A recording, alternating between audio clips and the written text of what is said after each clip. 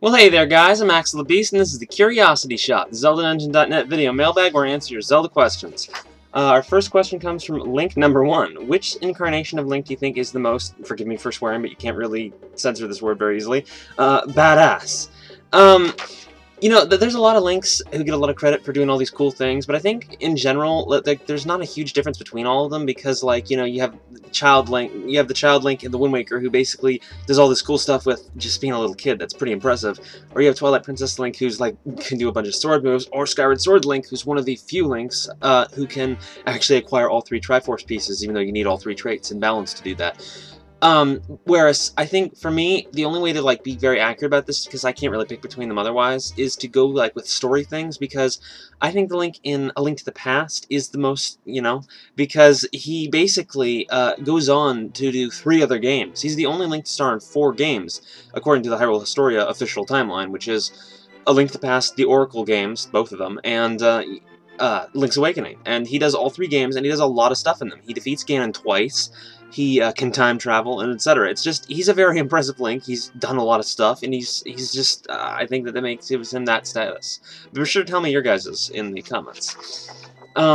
Wind Waker Player asks, do you think that the Wii U Zelda game will be a more traditional Zelda game, like Ocarina of Time or Twilight Princess, or a different thing completely, like Majora's Mask and Skyward Sword? Which direction would you prefer them to go in? Well, I think Zelda games are always at their best when they keep in mind, like, the same basic things that make the series up that they should be doing, you know? Just don't change it into something completely different. And I think that Majora's Mask especially did that. It was very traditional in many ways, but it had its own differences, and I think that's when Zelda games are the best. They take the core idea and they put their own spin on it with some of their own ideas. Skyward Sword kind of did that, I guess, with the motion controls, but I actually really feel that overall it was a very traditional Zelda game in, like, every other significant way. I mean, it plays like any other Zelda game, you just have control over which direction you swing the sword, and the control scheme is the only difference. So I feel like games like that, I don't have any preference between ones that use traditional controls or different controls or slightly new ideas, as long as the core idea is the same. That one guy, you know which guy, asks, do you think since Skyward Sword is in the past that a future Zelda game will be more in the present day? Well, I generally scoff at the idea of a modern Zelda game, like in a modern world with cars and whatnot, but like, regarding a game where there is more advancement, I guess, I wouldn't mind that, and ironically, Skyward Sword was that game with its advanced technology, you know, but, like, I don't like the modern style, but something vaguely in that direction would be fine as long as it was within a fantasy world. The key thing is that I think the Zelda series won't really particularly do that on purpose, unless it just happens to fit a game idea they had, because the Zelda series tends to ignore any sense of, like, technological or time progression. It doesn't really do that, so not on purpose, definitely not.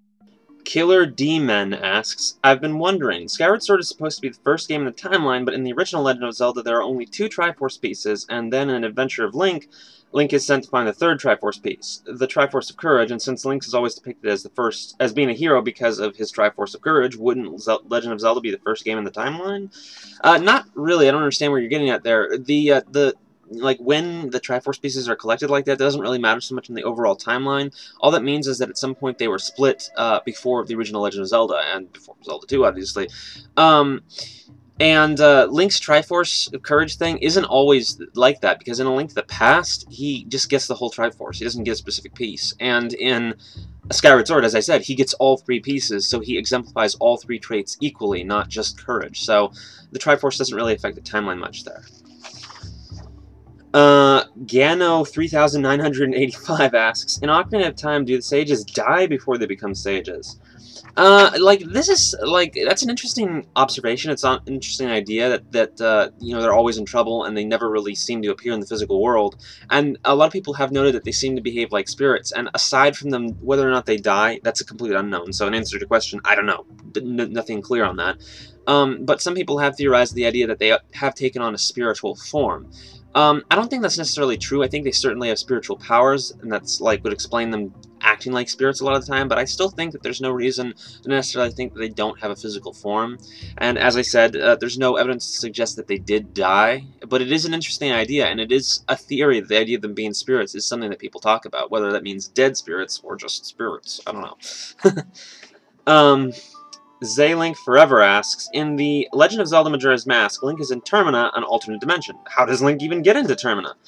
Well, a lot of people, again, this is another thing where there's just no definite answer, but a lot of people really do think that the that weird little hole that Link falls into where all the shapes fly up at the beginning of the game after he's chasing the Skull Kid, they believe that's the portal to Termina. And I stand by this mainly because that scene makes absolutely no sense. It was just weird, completely strange, and, you know, going to a different dimension is a little strange. Master of Swords 1 asks, after the credits of Majora's Mask, a short clip is shown of the Deku Scrub who leads you through the tunnels next to the palace, looking at a small tree that appears to have a face. What could this mean? Well, that's the Deku Butler, and he talks about having a son that he raced. And most people think that that scene is supposed to indicate that that tree was his son, and most people think that this indicates that the form you turn into was actually the Deku Butler's son, because, like, that tree appears in the early areas where you're the Deku Scrub with no explanation, and it's like there's a tension on it, like Tattle talks about it. Meanwhile, the Deku Scrub form is the only form that doesn't seem to be clearly based on someone specific, and, like, the idea, I guess, that the Skull Kid cursed you with a being that he already cursed, or something like that, so he, like, pulled the form from him. So, most people, it's like to the point where almost everyone considers it pretty much canonical, though it's not completely definite. But I am one of those people, and it's generally supposed to mean that that's Deku Butler's son. Apple Gel asks, I know this is a simple question, but I have to know, how does Skull Kid get on top of the clock tower when Link is looking through the telescope in the observatory? Well, let's see here. He has displayed godlike powers, powerful enough to drop the freaking moon on Termina, and he's displayed the ability to float numerous times, so I have no idea. Red asks, do you think the whole introduction of Mikau in Majora's Mask was very deep for a Zelda game? I mean, him dying right there before Link and being buried was a little much, no? Well, yeah, it was definitely a bit deep for a Zelda game. Majora's Mask in general is the only Zelda game that I would cite as having a particularly great storyline. I don't think Zelda games get storylines that impressively. They're pretty simplistic, but Majora's Mask had some impressive storytelling going on. So yeah, it's definitely very deep. I don't think it was too much. I think that they executed it in a way where it was very serious, but they did it tastefully, like it wasn't disturbing or dark, you know? Or too dark. And I actually do still think that Majora's Mask wasn't that dark of a game overall, and actually tackled the idea of death in a surprisingly accepting and spiritual way. And I maintain that with Mikau, but certainly it was a very serious moment. Adil asks, in Twilight Princess, a lot of music from Ocarina of Time is remixed, like the Serenade of Water, Saria's Song, Kakariko Village, and Death Mountain. Which do you prefer, the Twilight Princess versions or the originals?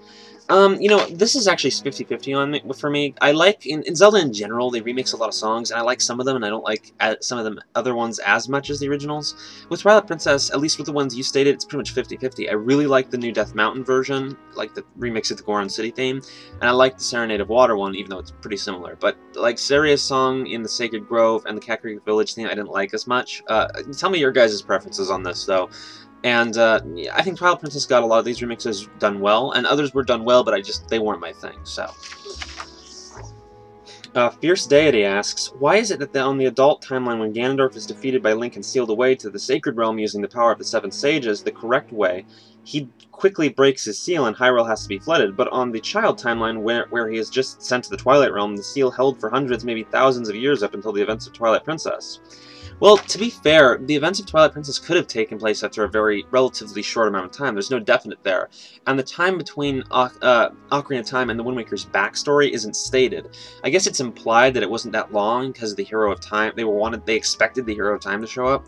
But at the same time, he's the Hero of Time. They could have expected him to show up no matter what time it was. So I don't really know. I think that the time gap between the two games is just very unclear in general. I'm inclined to think Twilight Princess takes place as far after Ocarina of Time as the Wind Waker's current events do. But regarding that, it's just a matter of unspecified time. There's no easy answer to that.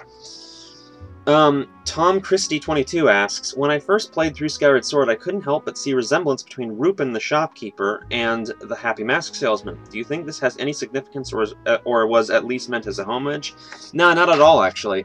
I think Rupin was an example of kind of an archetype, the slimy salesman character, and the squinty-eyed thing is just something Japanese people do in general. Like, I mean, not Japanese people, that was really racist, I'm sorry. I mean Japanese characters. It's like a trope for Japanese stories, so I think they were just going for that. It was just a standard thing that you see. It wasn't an intentional homage to a character who also kind of based themselves off that. Alright, last question. Sir Ursus asks, Link has always moved slow in 3D Zelda games, but what would your opinion be on a game where Nintendo incorporates items like the Rock's Cape and Pegasus boots to create a faster-paced Zelda game, or possibly even try to have platforming elements?